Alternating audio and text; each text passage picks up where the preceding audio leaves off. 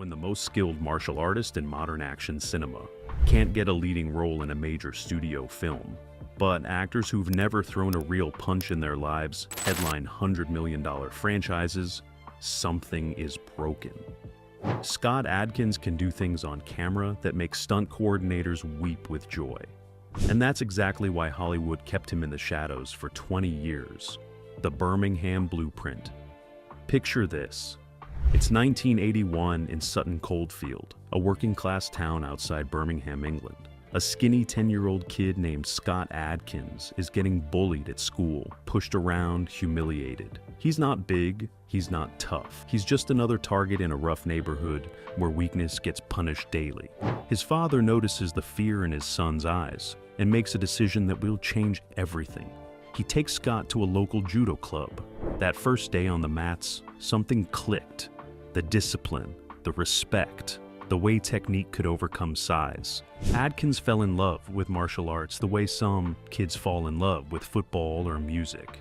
But for him, it wasn't just a hobby, it became an obsession. By age 14, he'd moved from judo to taekwondo, earning his black belt while most kids his age were just trying to survive secondary school. Then came kickboxing, then ninjutsu, then gymnastics and tricking for acrobatics. He wasn't just learning to fight, he was building a body that could do anything a camera needed. While other teenagers were at parties, Adkins was in the gym, 6 days a week, so sometimes twice a day. He studied Bruce Lee films until he could mimic every move. He watched Jackie Chan and learned that action wasn't just about hitting. It was about performance, about making the audience feel every impact. He absorbed Van Damme and understood that flexibility and speed could be just as impressive as raw power. By his late teens, Scott Adkins had become something rare.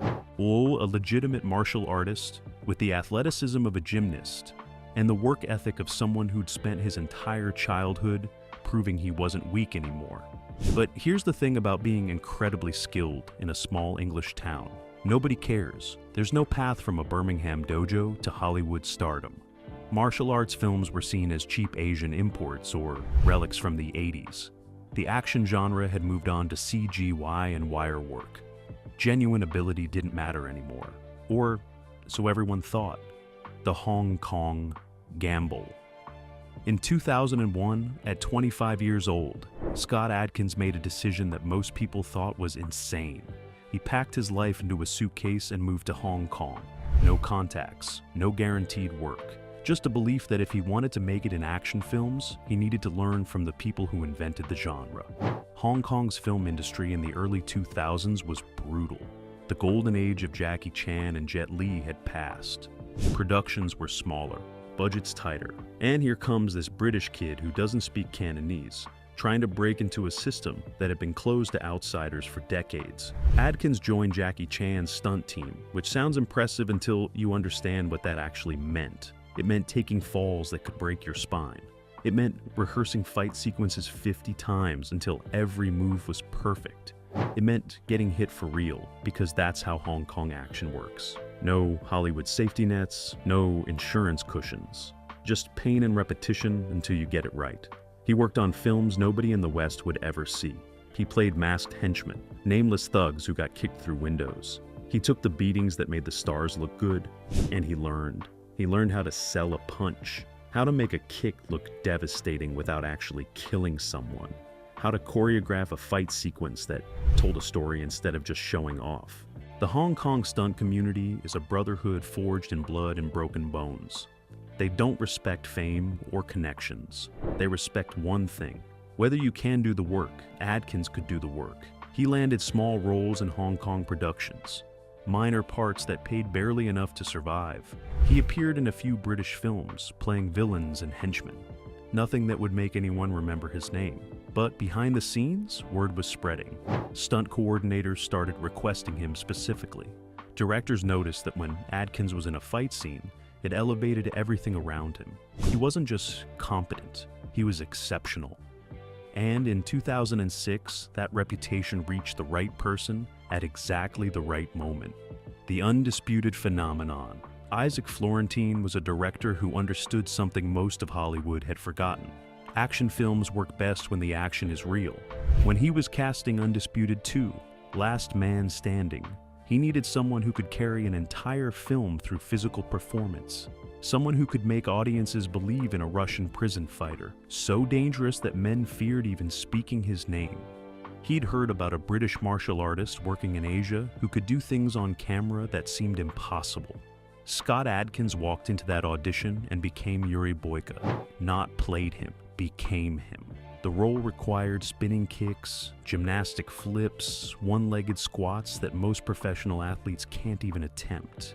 It required acting that conveyed menace and depth without relying on dialogue. Adkins delivered all of it. When Undisputed 2 released in 2006, it went straight to DVD. No theatrical run, no marketing push, no studio support. It should have disappeared into the direct-to-video graveyard where most action films go to die. Instead, something unprecedented happened.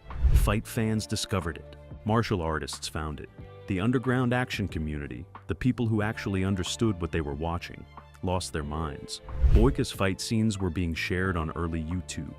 Forums exploded with discussions about whether Adkins was the best screen martial artist since Jet Li. Black Belt magazine called him the closest thing to a real-life video game character. The spinning hook kick he threw in the final fight became iconic. People were watching that sequence frame by frame, trying to understand how a human body could move like that. When Undisputed 3 came out in 2010, Adkins had transformed Boyka into something deeper. A fighter dealing with injury, with doubt, with the question of what happens when your identity is built entirely on being the best, and your body starts failing you. Critics who actually watched direct-to-video action films called it one of the greatest martial arts performances ever captured on film. Empire magazine ranked it among the best action films of the decade. Theatrical releases included. Here was a British actor doing what Van Damme did in the 80s, and what Statham was doing with the studio backing. Adkins had the skills, the screen presence, the dedicated fan base. He'd proven he could carry a franchise. Proven he could act while delivering action sequences that put most theatrical releases to shame. This should have been his launch into Hollywood's major leagues. This should have been when the offers poured in. When Marvel or Warner Brothers or any studio with money to burn saw what everyone else saw and built a franchise around him. That's not what happened, and the reason why reveals everything broken about how Hollywood decides who becomes a star. The problem Hollywood couldn't solve. Scott Adkins was too good, and in Hollywood, being too good at the thing you're supposed to do can be a career-ending problem. Let me explain the paradox that trapped him. When a studio spends $150 million on an action film, they need a star who can sell tickets based on name recognition alone. Dwayne Johnson, Tom Cruise, Chris Hemsworth. These are actors who bring audiences regardless of the film's quality. They don't need to be the best fighters or the most skilled martial artists. They need to be famous. The action is secondary. Stunt doubles handle the dangerous work. CGI covers the gaps. Wire teams make them look superhuman. The star just needs to show up, hit their marks, and let the machine do the rest. Scott Adkins represented the opposite approach. He was a martial artist who could act, not an actor learning to fake martial arts. He could perform stunts that required 5 years of training just to attempt safely. He could choreograph his own fights, execute moves that stunt doubles wouldn't risk, and deliver performances that made action films feel dangerous again. But he didn't have the Hollywood image. He wasn't American, which immediately complicated marketing. His British accent was authentic, not the posh received pronunciation that American audiences associate with villains or royalty. It was working-class Midlands, and that didn't fit the mold. He looked like an action star, sure, but he looked like a real fighter, not a Hollywood construction. His physique came from decades of martial arts training, not from a personal trainer getting him ready for a shirtless scene in 6 months. He moved with the efficiency of someone who'd spent 20 years perfecting technique, not the exaggerated posturing of someone taught stage combat 3 weeks before filming. And that made him dangerous to the system. If Scott Adkins became a major star, it would expose how hollow most Hollywood action films had become.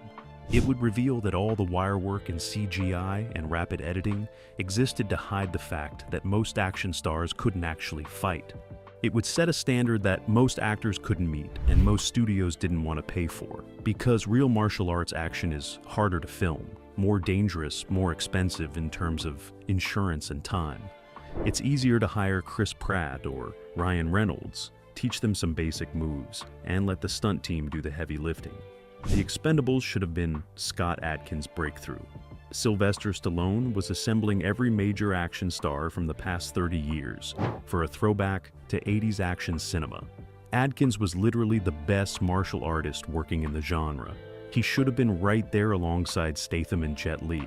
Instead, he got offered a villain role in Expendables 2, not one of the heroes, not one of the team, a bad guy who shows up to get killed. He took it because what else could he do? Turn down the biggest action franchise in modern cinema on principle. He played Hector in Expendables 2, and anyone who knows action films will tell you his fight with Statham was the best sequence in the entire movie. But casual audiences walked out of theaters with no idea who Scott Adkins was. He wasn't in the marketing, his name wasn't on the poster, he was just another henchman in a film built around aging American stars. After that film made $300 million worldwide, the phone should have been ringing off the hook with major studio offers. It didn't ring. The pattern repeated over and over. He'd show up in Doctor Strange, performing some of the most impressive fight choreography in the MCU. But behind a mask and heavy CGI, you couldn't even see his face. He'd train Benedict Cumberbatch and the other actors for their fight scenes, teaching them the moves that would make them look like credible fighters. Then he'd stand in the background while they got the credit. He worked on John Wick, helping design the martial arts fusion style that made those films legendary. But he wasn't the one headlining them. Hollywood wanted his skills. They just didn't want him. They wanted the authenticity he brought to every project, the way his presence elevated the action around him. But they wanted it hidden, uncredited, deployed in service of stars who'd never spent a day in a real dojo. And every time Adkins delivered exactly what they asked for, it proved he wasn't the problem. The system was. Meanwhile, actors with a fraction of his ability were getting lead roles in major franchises, people who couldn't throw a convincing punch without 6 camera cuts, and a stunt double for anything requiring actual athleticism. The message was clear: Hollywood didn't want the best. It wanted the most marketable. And Scott Adkins, despite being the most skilled action star of his generation, wasn't what test audiences said they wanted to see. The direct-to-video kingdom. So Adkins did something most actors would consider career suicide. He leaned into the direct-to-video market, while other actors clawed desperately for theatrical releases, for that validation of seeing their face on a cinema screen. Adkins built an empire in the shadows. Between 2006 and 2020, Scott Adkins made over 40 films: Ninja, Shadow of a Tear, Close Range, Accident Man, Triple Threat, Avengement. Most people have never heard of these titles. They didn't play in theaters. They didn't get reviewed by major publications. They went straight to DVD and later to streaming platforms, dismissed by the industry as disposable content for undiscriminating audiences. But here's what those people missed. Adkins was delivering better action than most theatrical releases.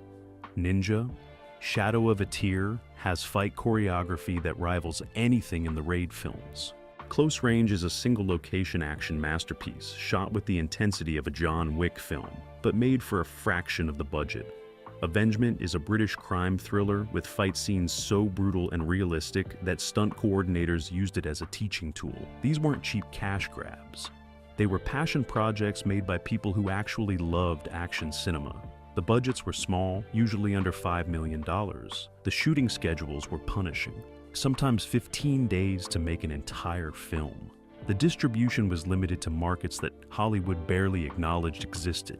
But Adkins kept working, kept pushing himself, kept delivering performances that deserved theatrical releases and getting sent straight to the bargain bin instead.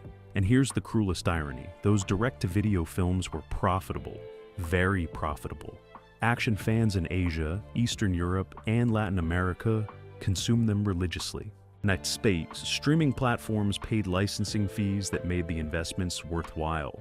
Studios kept hiring Adkins because he delivered consistent returns. But they kept those films away from American theaters because direct-to-video had a stigma. It meant you weren't good enough for the real thing, even when the work proved otherwise. While Scott Adkins was building this underground legacy, Jason Statham was making The Meg and Hobbs and Shaw with budgets exceeding $200 million. Dwayne Johnson was getting paid $20 million per film to be charismatic and let stunt doubles do the heavy lifting. Even lesser talents, actors who'd never headlined anything significant, were getting theatrical releases based on one successful franchise role. Adkins had proven he could carry a film in multiple genres. He had the fan base, he had the skills. But he couldn't escape the direct-to-video label. The industry had put him in a box. And the box was profitable enough that nobody had an incentive to let him out. The skills they couldn't ignore, but the secret couldn't stay hidden forever. Behind closed doors, Scott Adkins was the name every major production whispered when they needed real action. When Doctor Strange required fight choreography that blended Eastern martial arts with mystical elements, they called Adkins. When John Wick needed someone to help design the film's signature gun-fu style, they consulted with people Adkins had trained. When Ryan Reynolds needed to look convincing in Deadpool's fight scenes, guess who helped build the choreography? Adkins became Hollywood's worst-kept secret, the guy you hired when you needed action that looked real, the consultant who turned average actors into believable fighters through weeks of intensive training, the performer who could execute stunts in one take that would require a full day of filming with anyone else. Stunt coordinators openly admitted he was the most talented action star nobody knew about. Directors who'd worked with him talked in interviews about his professionalism and skill. But that respect stayed behind closed doors. The public had no idea. When Doctor Strange came out and audiences marveled at the creative fight sequences, nobody knew Scott Adkins was performing some of those moves behind the prosthetics and CGI. When actors gave interviews about how hard they trained for their action roles, they didn't mention that Adkins or his colleagues were the ones who had taught them everything they knew. The frustration must have been suffocating. To be that good at your craft and watch lesser talents receive all the recognition. To train the stars who would headline films you deserve to carry. To execute the stunts that made blockbusters successful while your name stayed buried in the credits. Most people would have quit, would have walked away bitter and broken. Adkins kept working. He launched a YouTube channel in 2018, started posting training videos, behind-the-scenes footage, breakdowns of his fight choreography. The response was overwhelming. Millions of views, comments from young martial artists calling him an inspiration, fight fans discovering his direct-to-video work, and realizing they'd been sleeping on a legend. The Art of Action podcast interviewed him multiple times, and each episode trended among action film enthusiasts. Social media gave Adkins what Hollywood never did: direct access to his audience. No studio gatekeepers deciding whether he was marketable. No test screenings determining if Middle America would accept a British martial artist as a leading man. Just him talking about his craft, demonstrating techniques, connecting with people who actually cared about real action cinema. And slowly the narrative started changing. The streaming vindication. When Netflix and Amazon Prime changed how people consumed content, the stigma around direct-to-video began cracking. Suddenly, films that never played in theaters were sitting right next to Hollywood blockbusters in streaming queues. Triple Threat, Accident Man, Avengement. They started getting watched, and people started asking the same question. Why isn't this guy in everything? A new generation discovered Scott Adkins without the bias of knowing he was supposed to be a straight-to-DVD actor. They just saw a martial artist who could do things Tom Holland needed a stunt team to fake. An action star who made Keanu Reeves' intensive John Wick training look like a casual weekend workshop. Someone who'd been delivering what audiences wanted for 20 years, while Hollywood told them to watch worse films with bigger budgets. The online action community crowned him. Discussions on Reddit and YouTube ranked him among the greatest screen martial artists in history. Compilations of his best fight scenes racked up tens of millions of views. Young filmmakers cited him as an influence. And finally, after decades of being Hollywood's secret weapon, Scott Adkins was getting public recognition. In 2024, he signed a multi-picture deal with a major studio. Not for supporting villain roles, for leading parts in theatrical action releases. The announcement sent shockwaves through the action community. After 30 years of grinding in the shadows, the system was finally acknowledging what everyone else already knew. But here's the thing. Scott Adkins didn't change. His skills didn't suddenly improve. He'd been this good the entire time. What changed was the world around him. Streaming platforms broke Hollywood's gatekeeping stranglehold. Social media gave audiences a voice loud enough to drown out studio marketing departments. And a generation raised on YouTube fight compilations learned to value real skill over manufactured stardom. The vindication came. But it came 2 decades too late. The real reason they feared him. So why did Hollywood keep Scott Adkins in the shadows for so long? Why did they use his skills while refusing to make him a star? The answer is simpler and more cynical than any conspiracy theory. Scott Adkins represented authenticity in an industry built on illusion. His entire existence proved that most action stars were frauds protected by stunt teams and editing tricks.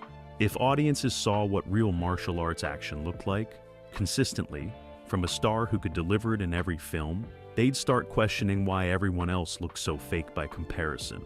They'd wonder why they were paying $20 a ticket to watch CGI fights when Adkins was delivering practical action that looked better for a fraction of the cost.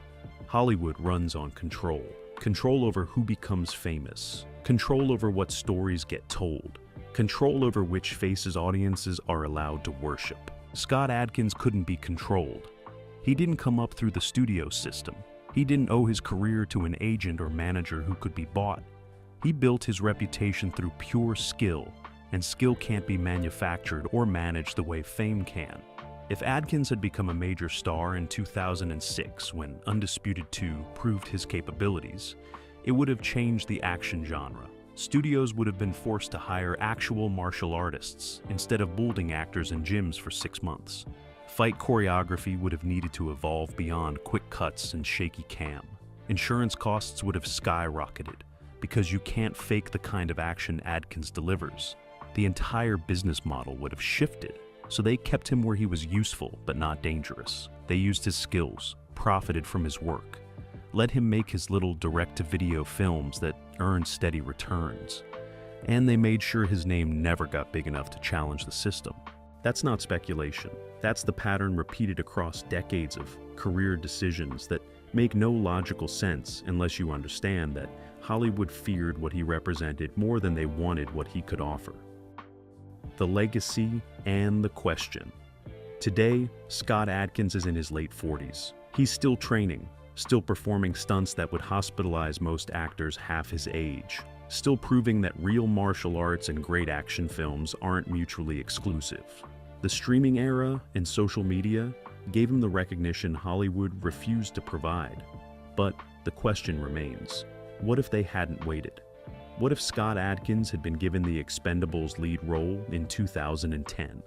What if Doctor Strange had cast him as a visible character instead of hiding him behind effects?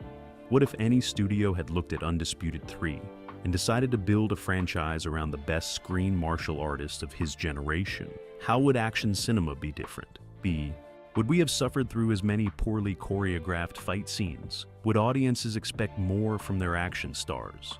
Would the genre have evolved instead of stagnating into CGI spectacle? We'll never know. What we do know is that Scott Adkins spent 20 years being better than everyone else and getting punished for it. His legacy isn't just the 40-plus films he made or the countless stars he trained. It's proof that Hollywood doesn't reward the best. It rewards the most controllable. And sometimes, being undeniably skilled is the exact thing that keeps you from becoming undeniably famous. But here's the thing they couldn't take from him. He won anyway, not on Hollywood's terms, on his. He built a career doing what he loved. He never compromised, never took roles that betrayed his values or skills. And now, a generation of fans knows his name not because a studio marketing department told them to, but because the work speaks for itself. That's a legacy most action stars will never achieve. Scott Adkins didn't need Hollywood to make him a legend. He became one, despite them. And that might be the most revolutionary thing any action star has ever done.